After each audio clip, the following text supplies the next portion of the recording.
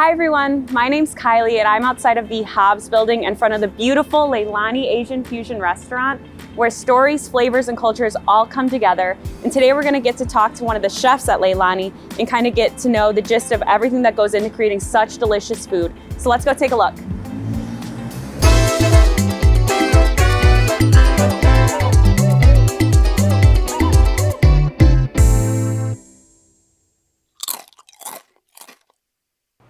Hello. Hello. My name's Kylie. I'm Garnett. Chef Garnett, great to meet you. Nice to meet you. Thank you so much for having me here today. Of course. Yeah, this is a beautiful space. I can't believe how much, I remember when the space was, still empty. So it's amazing to see all the work that was put into it, and it looks gorgeous in here. Mm-hmm. So for those who haven't been to Leilani Asian Fusion before, what can they expect when they come here? So Leilani Asian Fusion, we kind of take you on a journey throughout the Southeast Asian cultures. So taking you through the cultures of the Philippines, Thailand, Japan, Vietnam, just getting the cultural culinary scene is what you can expect at Leilani Asian Fusion. That's awesome. I know you guys have such a incredible menu, and it reflects all of those different flavors. And every time I hear somebody come here, they're just like, oh, I tried this new item and it was delicious and amazing, like nothing I've ever had before. So that's really unique, and I don't think there's a lot of places downtown or even in the area that offer that. So is it okay if we go ahead and start cooking? Yeah, of course. Awesome, let's go. All right.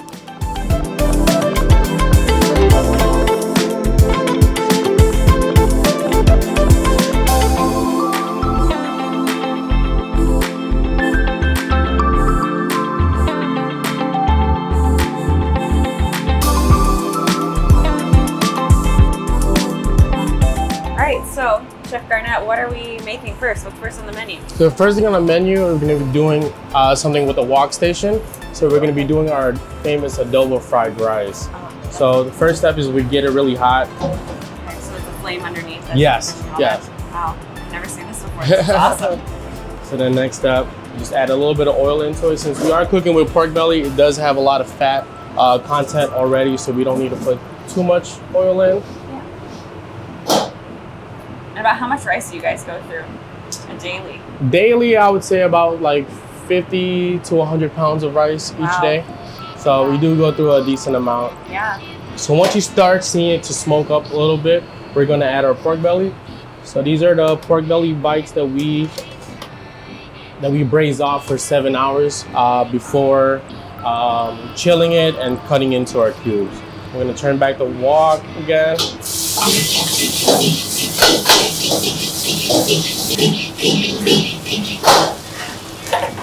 Yeah, that already smells delicious. Yeah, so as you can see, like with the wok being very high heat, it starts to break down and already starts to kind of reheat the pork belly.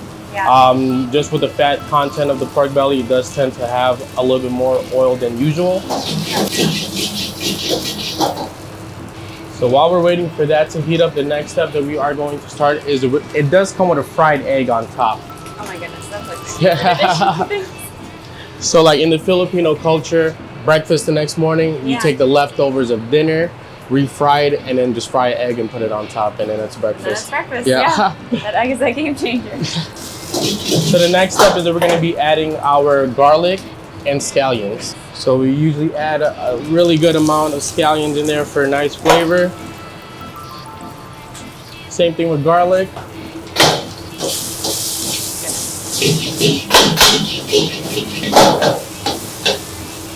This is actually also fused with two different Filipino culture dishes. So it's like the garlic rice and the adobo is a separate dish itself.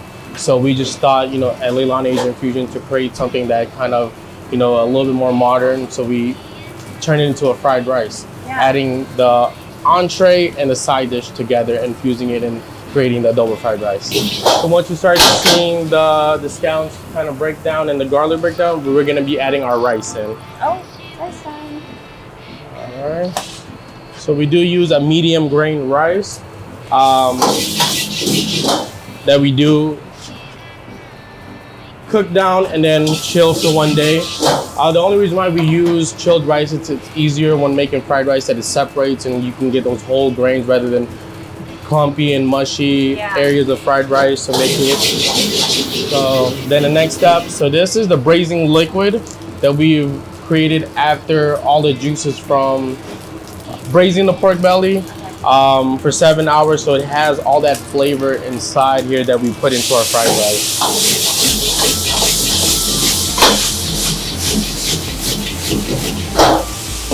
So all that flavor from it, you know, getting braised for the 7 hours, and just gets re-added into the dishes at a different point. Mm-hmm. Yeah, Yep. awesome.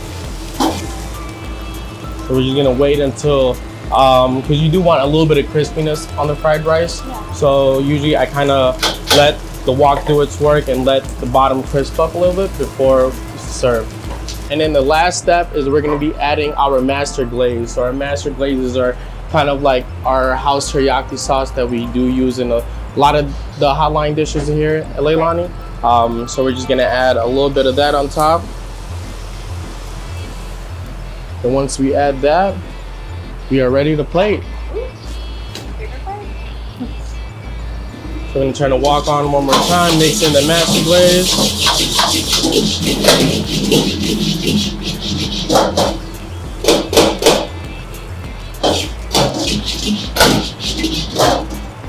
I want one of these at home now.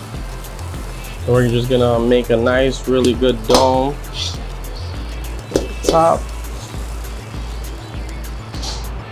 All right, put that here. And then our last step is adding our fried egg on top.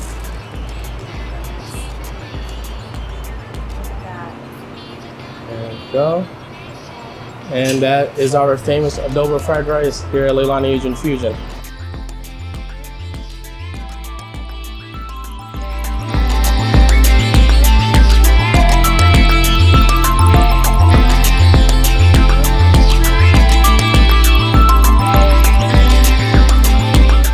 So now we're over here at the sushi station, which is a personal favorite of mine, and I'm really excited about it. And what are we gonna be creating? And maybe who's gonna be creating it? Yeah, so I have Chef Johnny here that's gonna be going step by step with us on creating our drunken Scottish roll. So the first step of our rolling into drunken Scottish is laying down our sushi rice onto the nori. So we have a specific way as how we lay down the rice. We usually lay the rice on top of the nori and push down. So we use a lot of, care with the rice, just because we want to be able, once you bite into the Maki Roll, to have full rice, not mushy rice. That's the reason why we do take very good care of our rice. We kind of, while we're washing the rice also, we kind of massage the rice while we're cleaning it, just so that all the starches don't release and get it all mushy. Okay. So laying down the rice, laying down the rice is one of the important things of making the Maki Roll. So underneath we have the makasu. So the makasu is kind of something that we use to kind of roll the actual Maki Roll, to kind of guide you and kind of tighten up the roll so everything stays intact. So we're gonna flip over the nori on the right side down. Then next we're gonna be adding our julienne cucumbers. Next we're gonna be adding our slices of avocado inside the roll.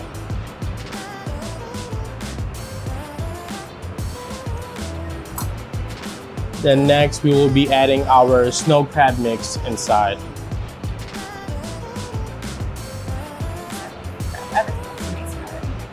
So then next, so this is the tricky part in rolling. You want to make sure that seam is closed, so just so when we do cut into it later, that the ingredients inside doesn't fall out.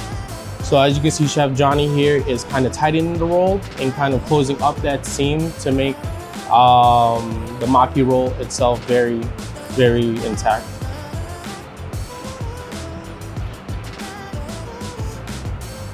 So with this roll, we do have salmon that goes on top. And the cool thing about it is that we are going to be torching it at the end. Ooh, so we're gonna be adding spicy mayo and unagi after Johnny lays the fish on top. Now, when you say torch, are we just talking about like a light crisp, or what are we going for with it? It'd be more of a medium crisp to it, so you can still taste some of the smokiness of the spicy mayo being torched. It's something that would cook the salmon kind of like more into the medium. Okay. So next up, we do put saran wrap on top after we add the fish, just so that the fish stays intact while we cut into it. So with our signature rolls, we do cut it in 8 pieces.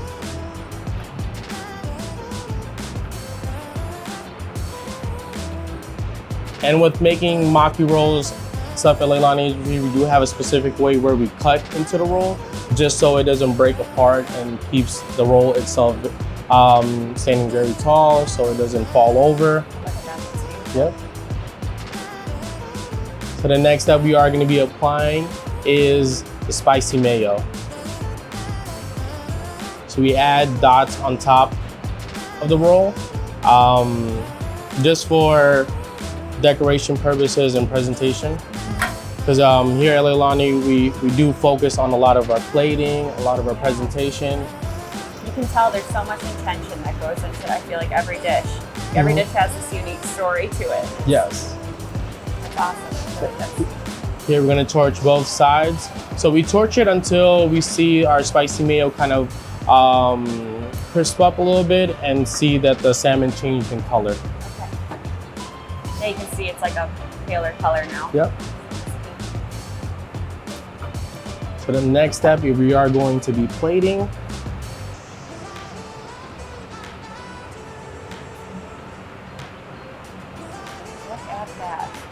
So the last step is we're going to be adding our unagi sauce on top. So it's kind of like a Japanese teriyaki sauce that's very sweet, savory, and thick that goes on top of the Drunken Scottish.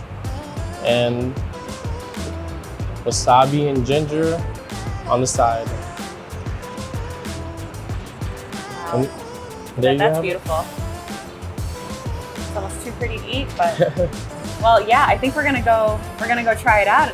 Table. Is that okay? If we can sit down and chat for a little bit over some food? All right. Sounds good. All right, let's go take a seat. All right.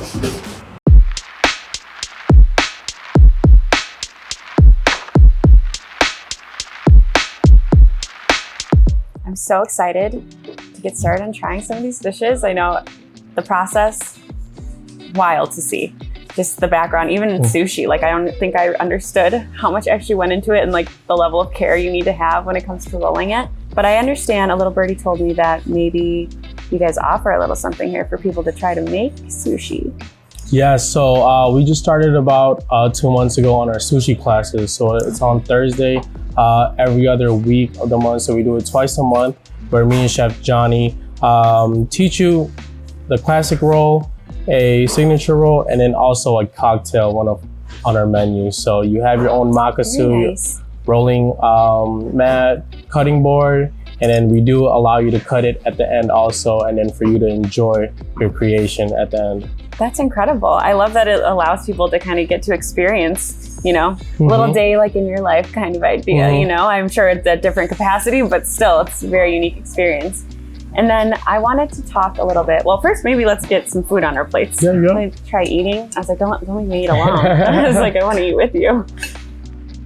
And downstairs, there's some things going on downstairs. Yep. Am I right? Yep. Something called Forbidden City. Can you tell us a little bit about that for those that don't know? So Forbidden City is a kind of like our Leilani Asian Fusion speakeasy downstairs. So we do a lot of events, and we are starting a paint and sip pretty soon also downstairs. So downstairs is our space of kind of creating, and also if booking birthday parties, private events, it could also be done at the Forbidden City. Yeah, that's awesome. That's so unique that you guys have that whole separate space downstairs. And I mean, for those that haven't been, I mean, the vibes are kind of spectacular, you know, like you just want to spend time there on a weekend, and it is a great place for events. So that's really cool that you guys offer that. For Leilani, what is the inspiration of Leilani? We named it after my mentor. So my mentor was Jason Morales, the owner of Aurora Asian Fusion. And as a young individual, he gave me kind of the opportunity and chance to kind of shine at a young age and run his restaurant. But he did pass away in 2021 due to COVID, but left a beautiful daughter named Leilani. So Leilani was kind of like the seed of all of our chefs. So all of our chefs have been working with each other for the past 10 years. We all worked at Aurora Asian Fusion. So that was kind of like the backbone and kind of like the seed that started Leilani Asian Fusion. It's just still, there's so much integration there, a family. That's that's really beautiful. Let's take a bite of this first. I was like, I want to try this with you. So I'm gonna take mine. Oh my goodness, I'm impressed with myself. It stays together so perfectly. Cheers. Cheers.